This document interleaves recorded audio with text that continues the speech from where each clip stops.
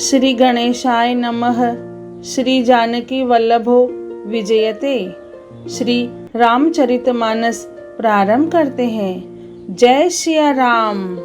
श्री रामचरितमानस के प्रथम सोपान बालकांड में 12वां खंड प्रारंभ करते हैं। वेदों ने श्री रामचंद्र जी के सुंदर नाम, गुण, चरित्र, जन्म और कर्म सभी अनगिनत कहे हैं। जिस प्रकार भगवान श्री रामचंद्र जी अनंत है, उसी तरह उनकी कथा, कीर्ति और गुण भी अनंत हैं। तो भी तुम्हारी अत्यंत प्रीति देखकर जैसा कुछ मैंने सुना है और जैसी मेरी बुद्धि है, उसी के अनुसार मैं कहूँगा। हे पार्वती, तुम्हारा प्रश्न स्वाभाविक ही सुंदर, सुखदायक और संत सम्मत है और मुझे तो बहुत ही अच्छा लगा है। परंतु हे पार्वती, एक बात मुझे अच्छी नहीं लगी, यद्यपि वह तुमने मोह के वश होकर ही कही है। तुमने जो यह कहा कि वे राम कोई और है, जिन्हें वेद गाते और मुनिजन जिनका ध्यान करते हैं, जो मोह रूपी पिशाच के द्वारा ग्रस्त है, पाखंडी है, भगवान के चरणों से विमुख है और जो झूठ सच कुछ भी नहीं जानते, ऐसे अधम मनुष्य ही इस तरह कहते सुनते हैं। जो अज्ञानी, मूर्ख, अंधे और भाग्यहीन है और जिनके मन रूपी दर्पण पर विषय रूपी काई जमी हुई है, जो व्यभिचारी, छली और बड़े कुटिल हैं और जिन्होंने कभी स्वप्न में भी संत समाज के दर्शन नहीं किए हैं और जिन्हें अपनी लाभ हानि नहीं सूझती, वे ही ऐसी वेद विरुद्ध बातें कहा करते हैं। जिनका हृदय रूपी दर्पण मैला है और जो नेत्रों से हीन है, वे बेचारे श्री रामचंद्र जी का रूप कैसे देखें। जिनको निर्गुण सगुण का कुछ भी विवेक नहीं है, जो अनेक मन घड़ंत बातें बका करते हैं, जो श्री हरि की माया के वश में होकर जगत में जन्म मृत्यु के चक्र में भ्रमते फिरते हैं, उनके लिए कुछ भी कह डालना असंभव नहीं है। जिन्हें वायु का रोग, सन्निपात, उन्माद आदि हो गया है, जो भूत के वश हो गए हैं और जो नशे में चूर है, ऐसे लोग विचार कर वचन नहीं बोलते। जिन्होंने महामोह रूपी मदिरा पी रखी है, उनके कहने पर कान न देना चाहिए। अपने हृदय में ऐसा विचार कर संदेह छोड़ दो और श्री रामचंद्र जी के चरणों को भजो। हे पार्वती, ब्रह्म रूपी अंधकार के नाश करने के लिए सूर्य की किरणों के समान मेरे वचनों को सुनो। सगुण और निर्गुण में कुछ भी भेद नहीं है। मुनि, पुराण, पंडित और वेद सभी ऐसा कहते हैं। जो निर्गुण, अरूप, निराकार, अलख, अव्यक्त और अजन्मा है, वही भक्तों के प्रेमवश सगुण हो जाता है। जो निर्गुण है, वही सगुण कैसे है? जैसे जल और ओले में भेद नहीं है, दोनों जल ही है, ऐसे ही निर्गुण और सगुण एक ही है। जिसका नाम भ्रम रूपी अंधकार के मिटाने के लिए सूर्य है, उसके लिए मोह का प्रसंग भी कैसे कहा जा सकता है? श्री रामचंद्र जी सच्चिदानंद स्वरूप सूर्य है, वहाँ मोह रूपी रात्रि का लवलेश भी नहीं है। वे स्वभाव से ही प्रकाश रूप और षडेश्वर युक्त भगवान हैं। वहाँ तो विज्ञान रूपी प्रातः काल भी नहीं होता। अज्ञान रूपी रात्रि हो, तब तो विज्ञान रूपी प्रातः काल हो। भगवान तो नित्य ज्ञान स्वरूप है। हर्ष, शोक, ज्ञान, अज्ञान, अहंता और अभिमान, ये सब जीव के धर्म हैं। श्री रामचंद्र जी तो व्यापक ब्रह्म परमानंद स्वरूप परात्पर प्रभु और पुराण पुरुष है। इस बात को सारा जगत जानता है। जो पुराण पुरुष प्रसिद्ध है, प्रकाश के भंडार है, सब रूपों में प्रकट है, जीव माया और जगत सबके स्वामी है, वे ही रघुकुल मणि श्री रामचंद्र जी मेरे स्वामी हैं। ऐसा कहकर शिवजी ने उनको मस्तक नवाया। अज्ञानी मनुष्य अपने भ्रम को तो समझते नहीं और वे मूर्ख प्रभु श्री रामचंद्र जी पर उसका आरोप करते हैं। जैसे आकाश में बादलों का पर्दा देखकर कुविचारी अज्ञानी लोग कहते हैं कि बादलों ने सूर्य को ढक लिया। जो मनुष्य आँख में उंगली लगाकर देखता है, उसके लिए तो 2 चंद्रमा प्रकट प्रत्यक्ष है। हे पार्वती, श्री रामचंद्र जी के विषय में इस प्रकार मोह की कल्पना करना वैसा ही है जैसा आकाश में अंधकार, धुएं और धूल का सोहना दिखना। आकाश जैसे निर्मल और निर्लेप है, उसको कोई मलिन या स्पर्श नहीं कर सकता। इसी प्रकार भगवान श्री रामचंद्र जी नित्य, निर्मल और निर्लेप है। विषय, इंद्रियां, इंद्रियों के देवता और जीवात्मा, ये सब एक की सहायता से एक चेतन होते हैं।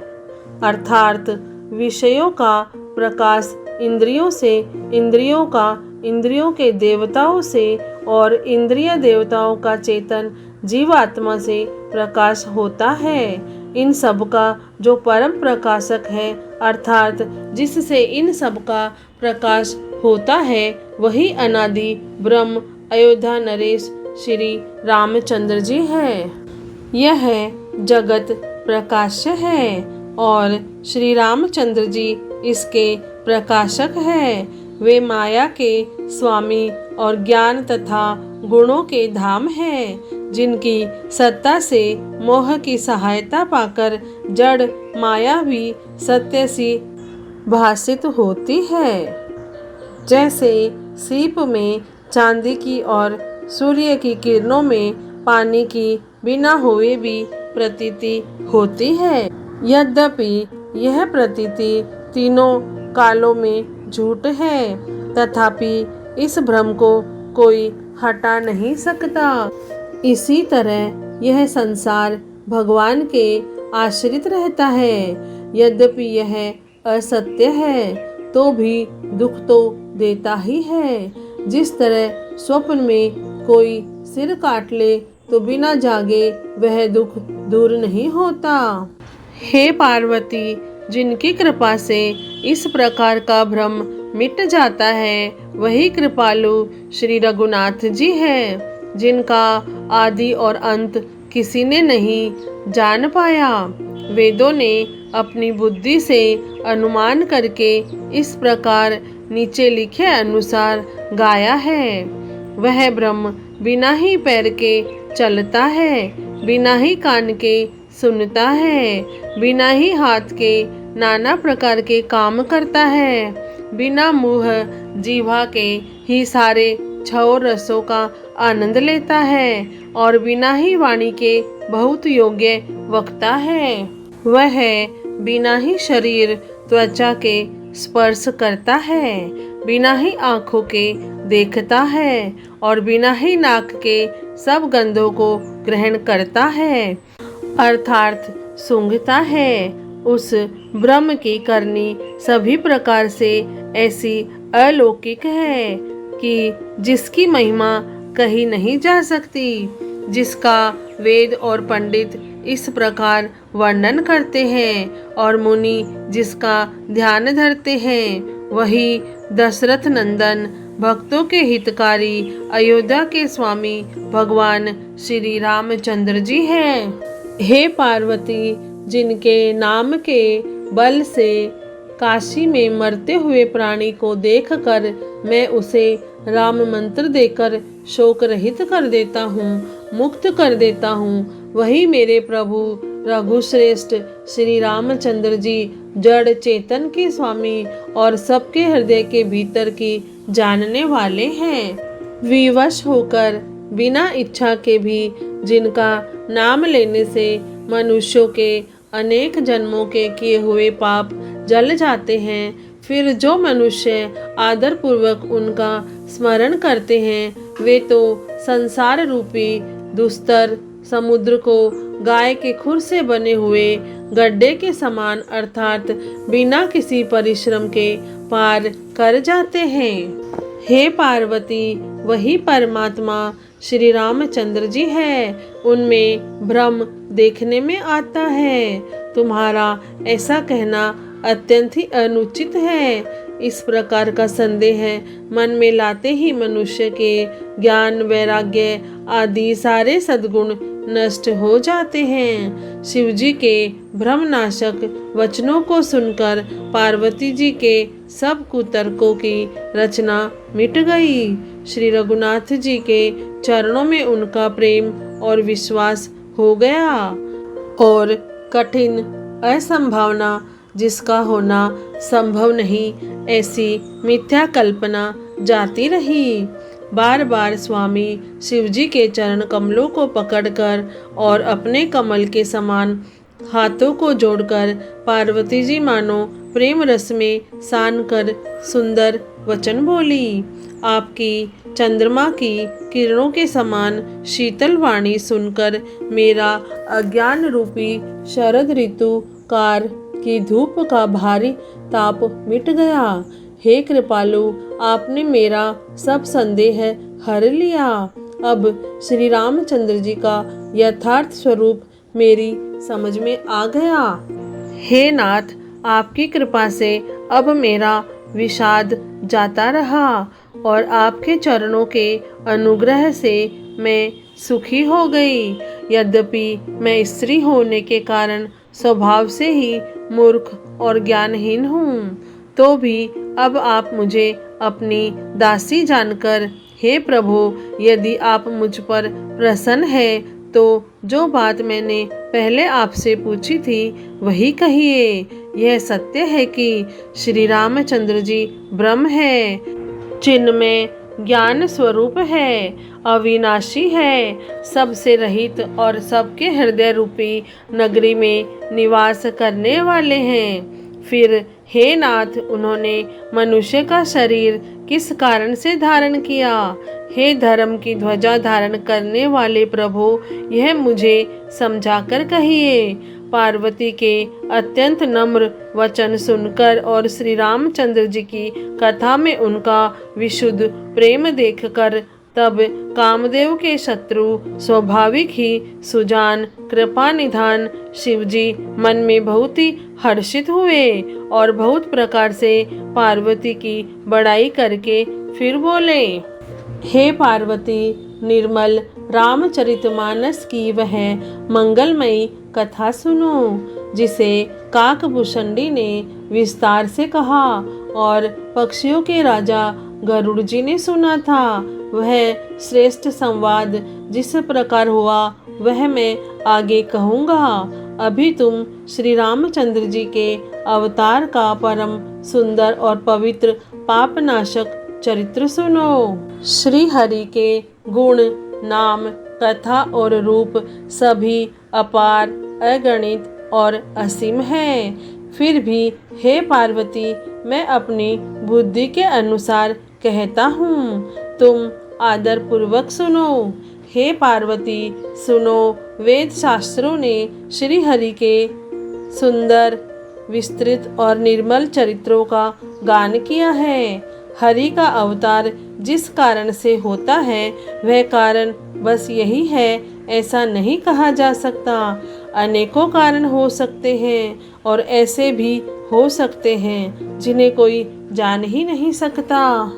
हे सयानी, सुनो, हमारा मत तो यह है कि बुद्धि, मन और वाणी से श्री रामचंद्र जी की तर्कना नहीं की जा सकती। तथापि संत, मुनि, वेद और पुराण अपनी अपनी बुद्धि के अनुसार जैसा कुछ कहते हैं और जैसा कुछ मेरी समझ में आता है, हे सुमुखी, वही कारण मैं तुमको सुनाता हूँ। जब जब धर्म का ह्रास होता है और नीच अभिमानी राक्षस बढ़ जाते हैं और वे ऐसा अन्याय करते हैं कि जिसका वर्णन नहीं हो सकता, तथा ब्राह्मण, गाय, देवता और पृथ्वी कष्ट पाते हैं, तब तब वे कृपा निधान प्रभु भांति भांति के दिव्य शरीर धारण कर सज्जनों की पीड़ा हरते हैं। वे असुरों को मारकर देवताओं को स्थापित करते हैं, अपने श्वास रूप वेदों की मर्यादा की रक्षा करते हैं और जगत में अपना निर्मल यश फैलाते हैं। श्री रामचंद्र जी के अवतार का यह कारण है। उसी यश को गा गा कर भक्तजन भवसागर से तर जाते हैं।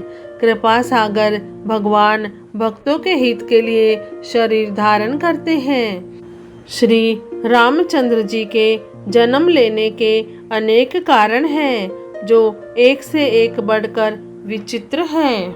हे सुंदर बुद्धि वाली भवानी, मैं उनके 2-1 जन्मों का विस्तार से वर्णन करता हूँ, तुम सावधान होकर सुनो।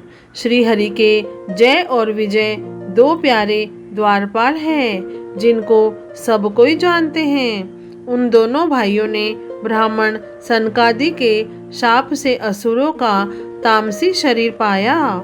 एक का नाम था हिरण्यकश्यपु और दूसरे का हिरण्याक्ष। ये देवराज इंद्र के गर्भ को छुड़ाने वाले सारे जगत में प्रसिद्ध हुए। वे युद्ध में विजय पाने वाले विख्यात वीर थे। इनमें से एक हिरण्याक्ष को भगवान ने वराह सुअर का शरीर धारण करके मारा। फिर दूसरे हिरण्यकश्यपु का नरसिंह रूप धारण करके वध किया और अपने भक्त प्रहलाद का सुंदर यश फैलाया। वे ही दोनों जाकर देवताओं को जीत लेने वाले तथा बड़े योद्धा रावण और कुंभकर्ण नामक बड़े बलवान और महावीर राक्षस हुए, जिन्हें सारा जगत जानता है। भगवान के द्वारा मारे जाने पर भी वे हिरण्याक्ष और हिरण्यकश्यपु इसलिए मुक्त नहीं हुए कि ब्राह्मण के वचन शाप का प्रमाण 3 जन्म के लिए था। अतः एक बार उनके कल्याण के लिए भक्त प्रेमी भगवान ने फिर अवतार लिया। वहाँ उस अवतार में कश्यप और अदिति उनके माता पिता हुए, जो दशरथ और कौशल्या के नाम से प्रसिद्ध थे। एक कल्प में इस प्रकार अवतार लेकर उन्होंने संसार में पवित्र लीलाएं की। एक कल्प में सब देवताओं को जलंधर दैत्य से युद्ध में हार जाने के कारण दुखी देखकर शिवजी ने उसके साथ बड़ा घोर युद्ध किया, पर वह महाबली दैत्य मारे नहीं मरता था। उस दैत्यराज की स्त्री परम सती बड़ी ही पतिव्रता थी।